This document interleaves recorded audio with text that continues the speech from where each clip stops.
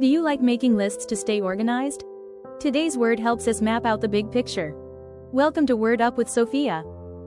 Today's word is outline. Can you say it with me? Outline. Let's spell it together. Ready? O-U-T-L-I-N-E. That spells outline. Outline means to give a short summary or main points. Here are some words that mean the same as outline. Say them with me. Summarize, like telling the main parts of a story. Describe, like explaining what your classroom looks like. Sketch, like drawing a quick picture of your house. Arrange, like putting your toys in order. List, like writing down your homework tasks.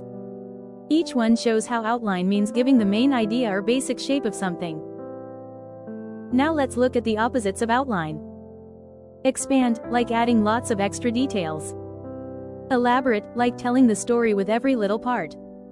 Detail, like explaining step by step without skipping. Confuse, like mixing up the main points. Hide, like leaving out the big picture completely. That's the opposite of outlining. Here's a great example. Sofia outlined her science project with 3 simple steps. Quick review. Outline means to organize main ideas or give a general plan. Synonyms. Summarize. Describe. Sketch. Arrange. List. Antonyms. Expand. Elaborate. Detail. Confuse. Hide.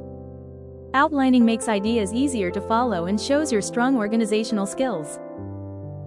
Your challenge: outline the steps for making a sandwich or playing a game. Bonus points if someone else follows your outline. Wonderful, you outlined the main points so clearly. Keep organizing your thoughts, explorers. See you tomorrow for Word Up with Sophia.